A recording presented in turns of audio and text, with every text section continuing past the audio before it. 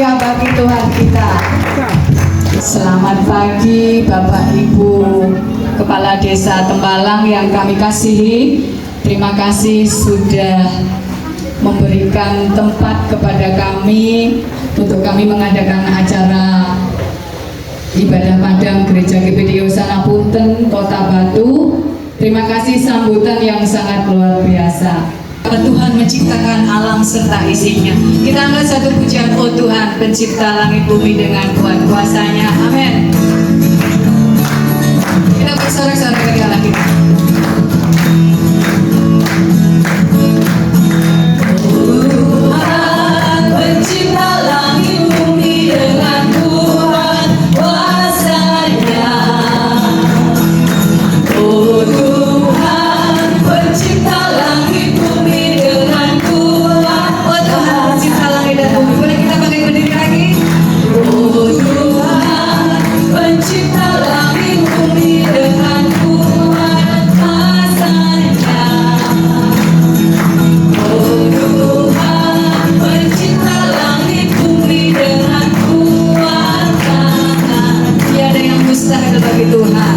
Tiada mustahil bagi Dia. Oh, tiada mustahil bagi Dia. Katakan Dia gagah, gagah perkasa. Dia sang penasihat, penasihat Dia. Tiada, sesungguhnya tiada mustahil. Sekali lagi dengan meriah katakan, oh Tuhan. Oh Tuhan pencipta langit bumi dengan kuat kuasanya. Oh Tuhan pencipta langit bumi dengan kuat, dan tiada yang mustahil bagi Tuhan. Tiada mustahil bagi Dia. Oh, tiada mustahil bagi Dia. Gagah perkasa, penasehat Dia. Tiada, sesungguhnya tiada mustahil bagi Dia. Hati senang, hati senang, hati senang di dalam Tuhan. Kita syukur, bersuka cita selalu, berdoa senantiasa. Ucapkanlah syukur dalam segala perkara. Matur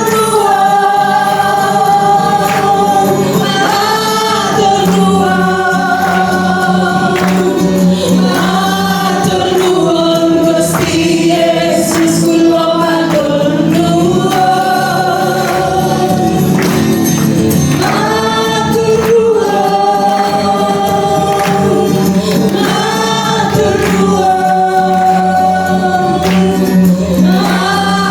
nuwun, Gusti Yesus kula matur nuwun.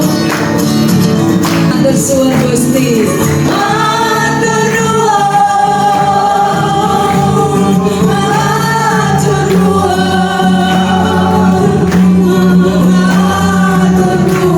Gusti Yesus kula matur nuwun.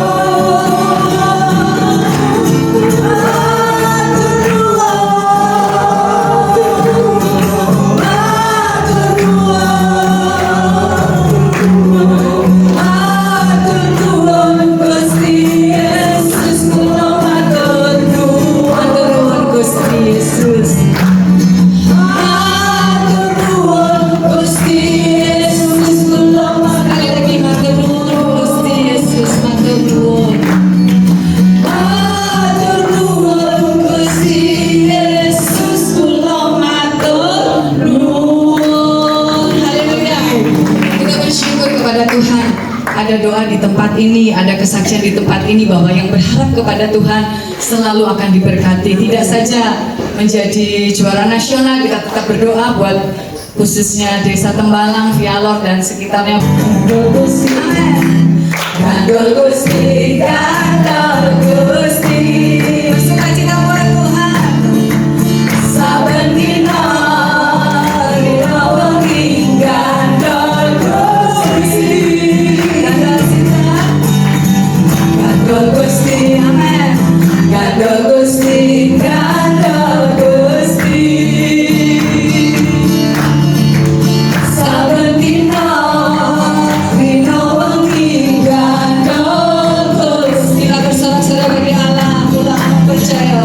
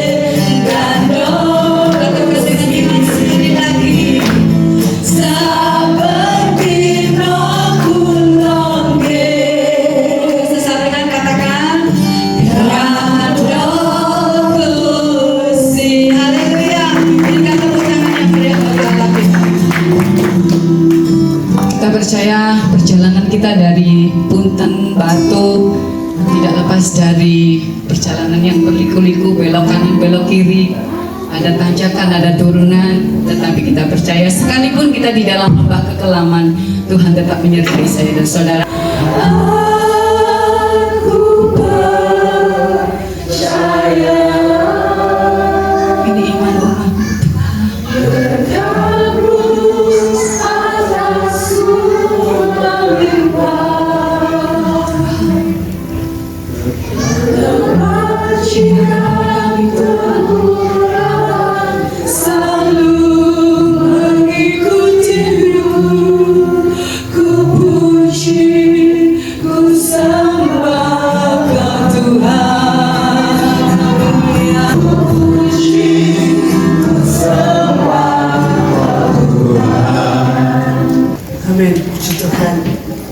Sukacita semuanya.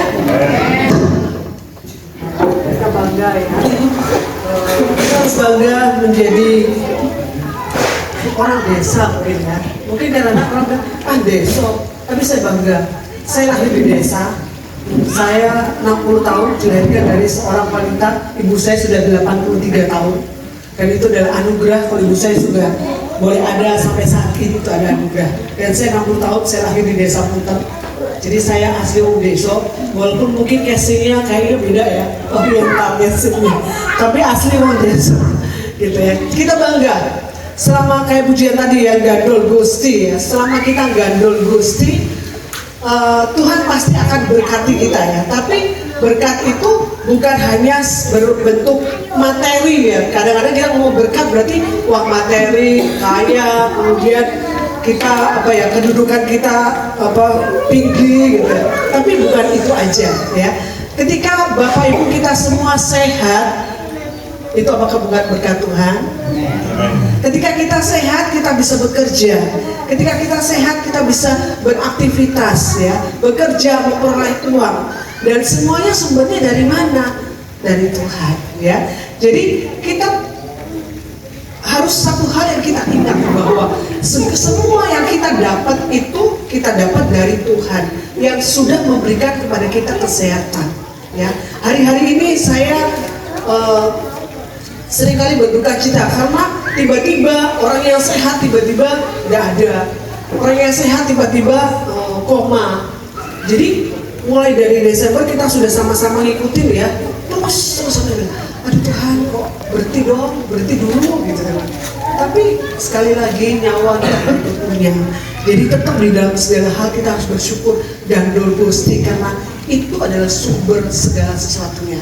Bapak Ibu yang kasih dalam Tuhan, kalau kita sekarang menikmati ya, cuaca hari ini adalah doa saya nggak bisa panas sebetulnya. Panas itu selamat ya. Sebenarnya Tuhan berikan saya sejuk, jangan hujan, tapi sejuk aja. Dan puji Tuhan, ini udaranya sejuk. Dan kita lihat tanaman-tanamannya yang luar biasa.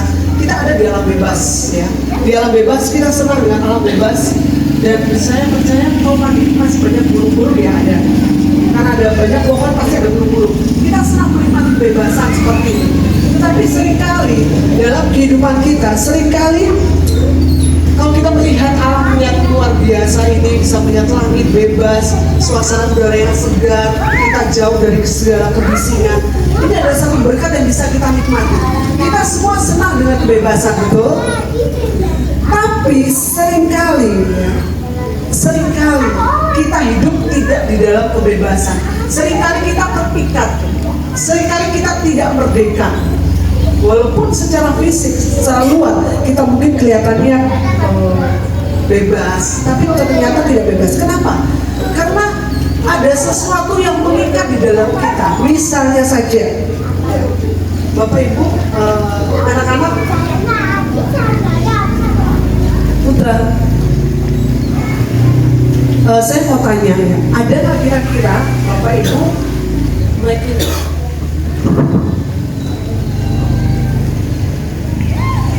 Bapak Ibu kira-kira paham nggak dosa itu apa? Dosa itu apa? Diam.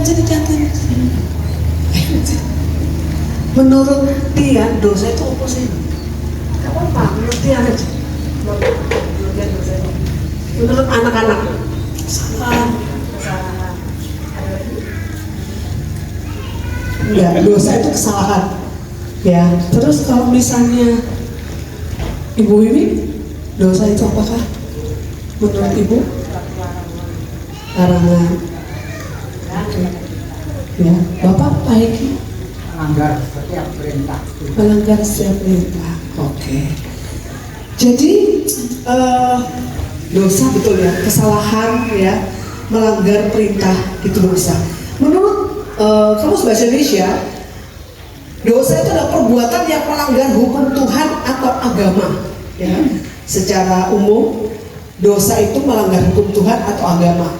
Menurut Alkitab, dosa adalah segala pikiran, perkataan, perbuatan, dan sikap hati yang meleset dari standar. Jadi nggak sesuai dengan standar. Ya.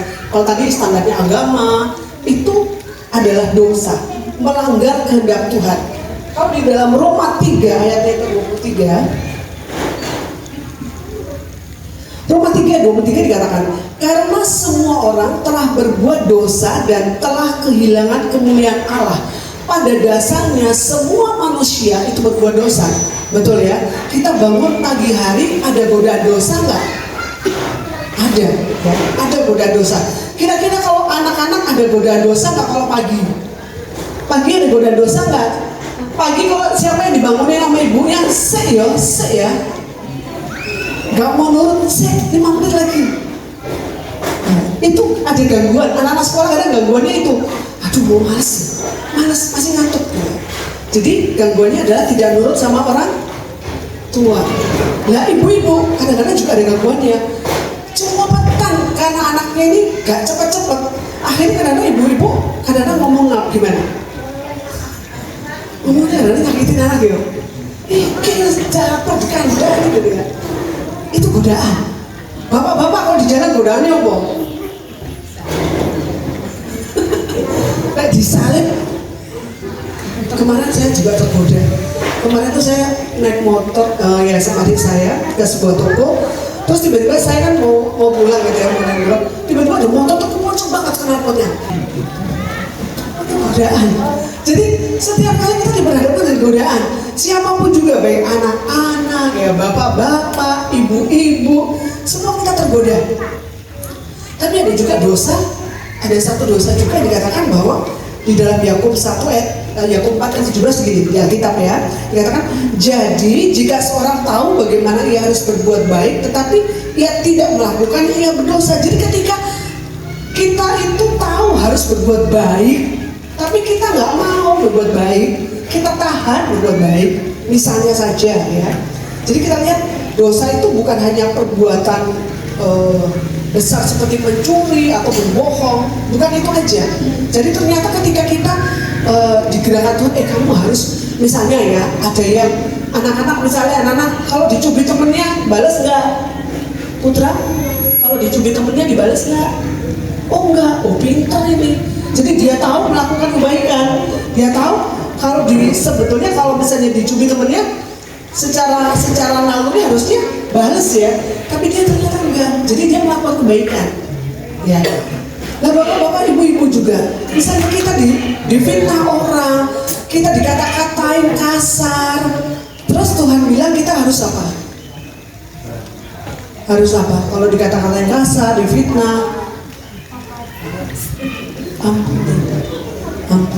Tapi ketika kita nggak mau mengampuni, simpan itu di hati, itu juga dosa jadinya. Mungkin juga ada kebiasaan ya, kebiasaan kayak tadi anak itu melawan orang tua, mungkin berbohong kecil misalnya. Kamu belajar, harus belajar, harus kerjain, padahal belum, itu bohong. Mungkin pada waktu awal bohong, waduh takut setengah mati. Tapi kemudian karena sudah sering, akhirnya kayaknya bohong itu biasa. Padahal bohong itu boleh apa enggak? Nggak boleh ya. Itu kebiasaan. Ada banyak kebiasaan yang lain. Sekarang musimnya apa? HP ya, gadget. Itu ada anak kebiasaannya udah terikat dengan game. Ada nggak anak-anak yang terikat dengan game? Tapi bukan anak-anak aja, orang tua juga ada. Ada nggak orang tua? Ini nih di tangan bapak ibu ya. Orang lain nggak tahu loh. Ini apa? Game. Kemudian ada nggak ada yang tahu. Tuhan yang tahu sama bapak sendiri. Ini adalah godaan kita semua. Tapi firman Tuhan mengatakan bahwa jangan kita terikat lagi dengan hal seperti ini. Amin. Ketika kita terikat, itu menjadi suatu ikatan seperti kaki kita itu dirantai, jadi udah nggak bisa lepas. Berat sekali untuk berjalan, nggak bisa.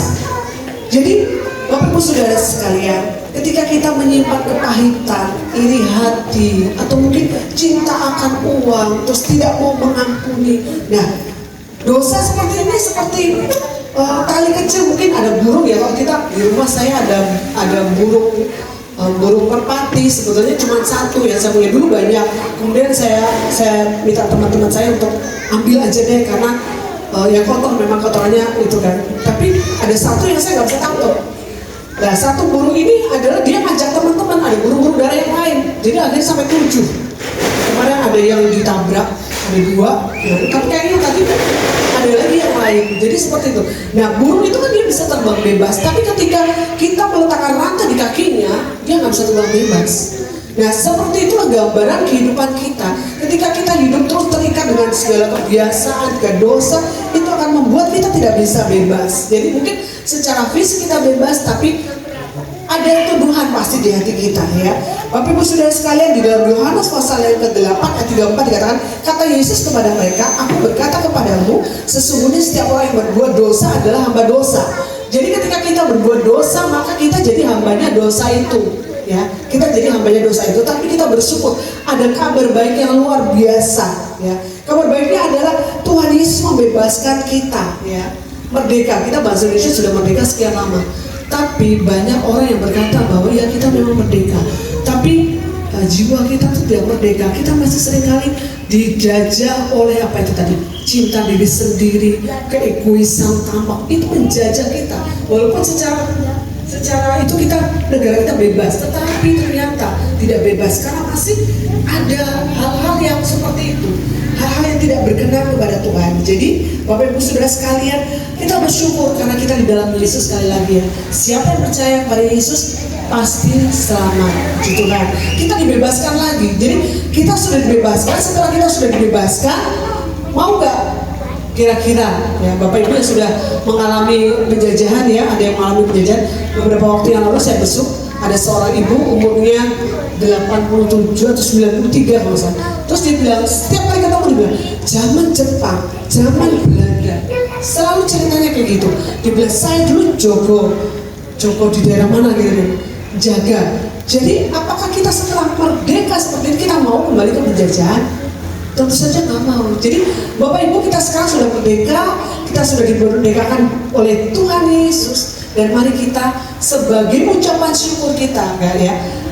Firman Allah katakan upah dosa ialah maut. Jadi kalau maut ketika kita berdosa, maka hukumnya adalah kita harus mati. Tapi kita bersyukur kita nggak mati, yang mati adalah Tuhan Yesus menggantikan kita.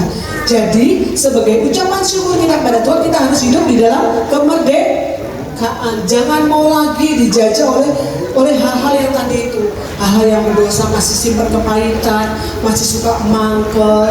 Kalau sudah sakit hati sampai 7 turunan kadang-kadangnya nggak mau mengampuni.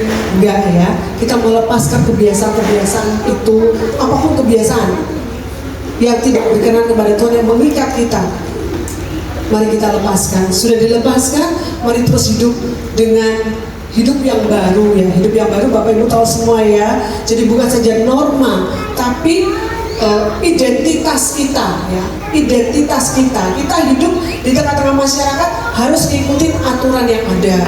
Harus kita ikutin aturan yang ada. Tapi sebagai anak-anak Tuhan, kita sebetulnya nggak usah capek-capek untuk kita bisa jadi baik, nggak usah. Kita menempel saja kepada Yesus. Ketika kita nempel kepada Yesus yang pokok anggur itu, maka dengan sendirinya sifat-sifatnya Tuhan itu ada di kita. Dengan sendirinya kita nggak gampang nyakitin orang. Dengan sendirinya kata-kata kita itu nggak kata-kata yang kasar. Dengan sendirinya kita mudah mengasihi orang lain, ya, sehingga hidup kita bisa berdampak bagi orang lain. Ya Bapak Ibu Saudara sekalian, saya nggak panjang-panjang, tetapi mari kita semuanya pada pagi hari ini kita diingatkan, kita mau bebas seperti ada di dalam suasana yang bebas seperti ini. Kita mau bebas, benar-benar bebas luar dan dalam, dan kebebasan itu dari dalam hati kita. Ketika kita memutuskan, aku mau jadi alatnya Tuhan, aku mau jadi terangnya Tuhan. Jadi perkataan kita itu semua memberkati, perkataan kita membangun, perkataan kita itu menyegarkan ya. Anak-anak pernah nyakitin orang tua? Boleh jujur aja, pernah nyakitin papa mama? Oh enggak, waduh anak-anak baik-baik sekali. Ritas, Rafael pernah nggak? Oh pernah ya, jujur ya, pernah. Jadi kalau pernah maka harus minta maaf sama orang tua ya. Jadi nanti di rumah minta maaf sama orang tua. Kemudian semua sih bukan Bapak Ibu aja ya, kita semua ya. Kalau mungkin kita ada ikatan-ikatan, masih ada dosa yang tersembunyi, kita akuin aja kepada Tuhan, kita akuin. Dan kita juga mau mengampuni orang yang bersalah kepada kita. Biarlah bukan hanya tubuh kita yang kita nurut aturan, saya aku nurut, tapi nggak dari hati, tidak. Tapi kita mau dari hati kita dengan tulus. Ketika kita disalahpahami, disolimi, saya kita tetap legowo. Tuhan ampuni aku.